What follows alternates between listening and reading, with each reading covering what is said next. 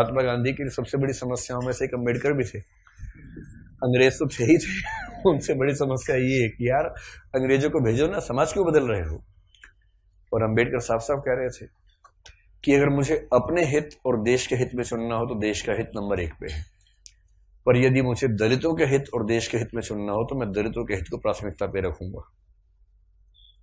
क्योंकि अगर अंग्रेज चले गए ऐसे ही तो यहां के सवर्ण हमें छोड़ेंगे नहीं, और दलितों की पराधीनता अंग्रेजों के आने से पहले ज्यादा थी, अंग्रेजों की उपस्थिति के समय कम पराधीनता थी। आपको गुस्सा तो आता होगा अम्बेडकर पे कई बार, क्या ये कैसा आदमी था, है ना, लेकिन आप तर्क सुनेंगे तो दंग रह जाएंगे, तर्क अच्छे हैं। और मजे की बात है कि भारत की संविधान सभा में अम्बेडकर जितनी पढ़ाई पूरी संविधान सभा में एक भी मेंबर ने नहीं कर रखी थी। केवल एक BN राव थे जो एडवाइजर थे, उनके पास ठीक ठाक पढ़ाई थी, उन्हें छोड़ दें, बाकी सब मिट्टी के मतलब पेंदे टाइप के थे, प्यादे थे उनके सामने। पढ़ाई लिखाई का जो लेवल अम्बेडकर साहब का है वो किसी का नहीं है। तो कुछ लोग मैंने देखा कि सवर्ण मानसिकता के कुछ लोग अम्बेडकर को देशद्रोही घोषित करना चाहते हैं इन्हीं कथनों से कि दलित प्रश्न और देश के प्रश्न में दलितों को प्राथमिकता दूंगा तो बुरा मान जाते हैं। और उन्हीं से आप पूछो कि अगर हिंदू का प्रश्न हो और देश का प्रश्न हो, किसी प्राथमिकता दोगे तो हिंदू, हिंदुस्तान है, मगर समझते हो हिंदुस्तान है, बोलते हैं हिंदुस्तान है। मुसलमान तो आए हैं, जा भी सकते हैं, लेकिन हिंदुस्तान है। तो अंबेडकर उस समय पावरफुल हो चुके थे, और अंबेडकर को मैं तो बड़ा सलाम करता हूं इस सेंस में। आमतौर पर वंचित वर्ग में जब कोई पढ़ लिख लेता है ना, अपने वर्ग से कन्नी काट लेता है। रिजर्वेशन का सबसे बड़ा दुख ये है, रिजर्वेशन का सुख ये है कि वंचित वर्गों के लोग आने लगे हैं सत्ता में, और जैसे ही एक गांव से एक बच्चा, दलित बच्चा IAS बनता है ना, पूरा गांव IAS बन जाता है।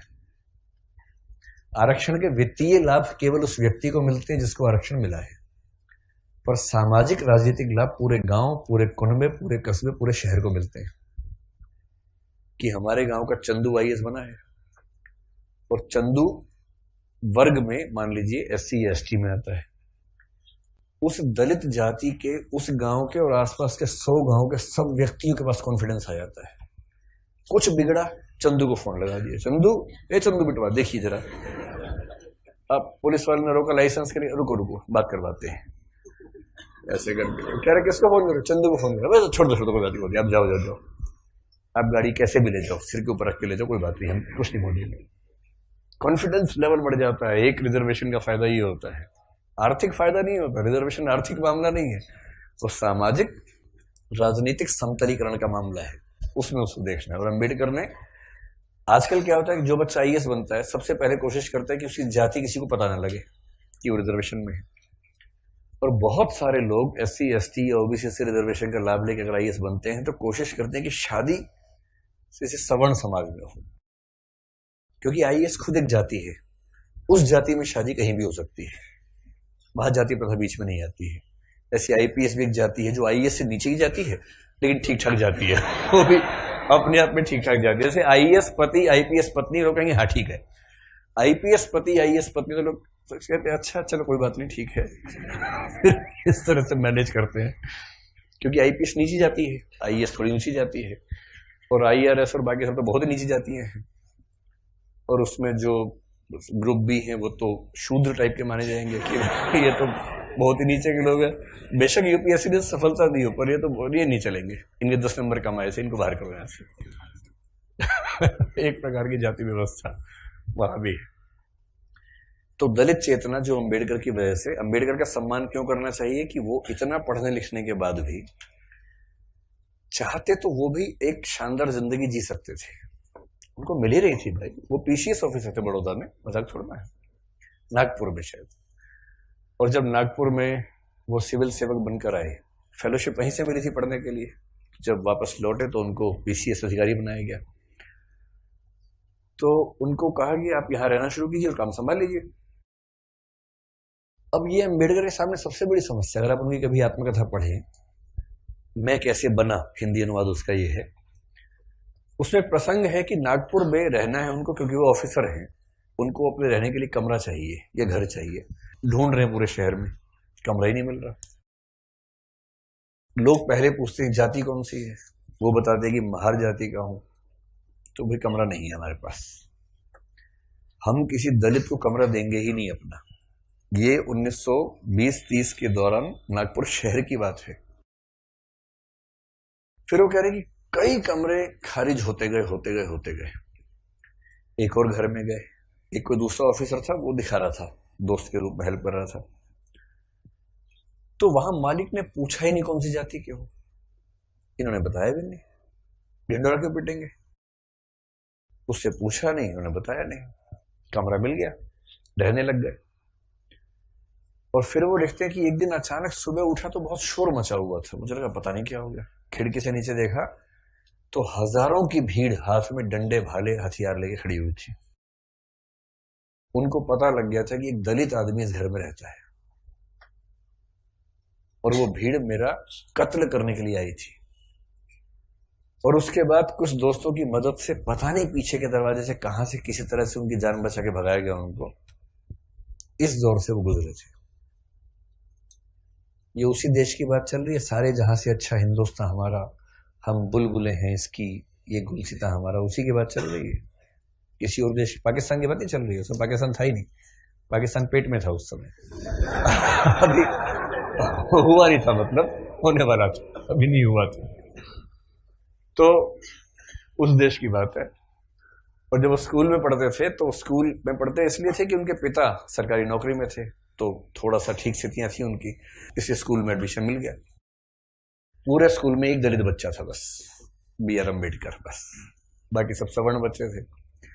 अब दलित बच्चा कैसे हैंडल करे, वो पानी पीने जाएगा, पानी को छू देगा, पानी पवित्र हो जाता है, उसमें हीलियम आ जाता है हाइड्रोजन की जगह। उसके बाद जैसे दलित बच्चा छूएगा हाइड्रोजन के गुण बदल जाएंगे उसमें। तो एक व्यवस्था थी कि भाई पानी पीने की एक जगह थी सबके लिए, एक अलग से मटका था अम्बेडकर के लिए, अलग से रखते थे दूर, उनको वही पीना है और मटके को हाथ नहीं लगाना है। अब कभी कभी क्या हुआ, कई बार ऐसा हुआ कि जो आदमी पानी की व्यवस्था करने के लिए तैनात था वो छुट्टी पे चला गया, एक दिन 2 दिन आया नहीं। अब इसको प्यास लग रही है, बाकी बच्चों के पास पानी पीने को, इसको पानी पीने को नहीं है। कई ऐसे दिन गुजारे स्कूल में जब उनको पीने को पानी मिलता ही नहीं था। चेतना ऐसे बनती है, ये सब झेलने के बाद बनती है। इससे जब आप हरिजन गाथा कविता पढ़ेंगे तब समझ में आएगा कि वो किस दौर से, किस स्थिति से गुजर के वो विचार बनते हैं।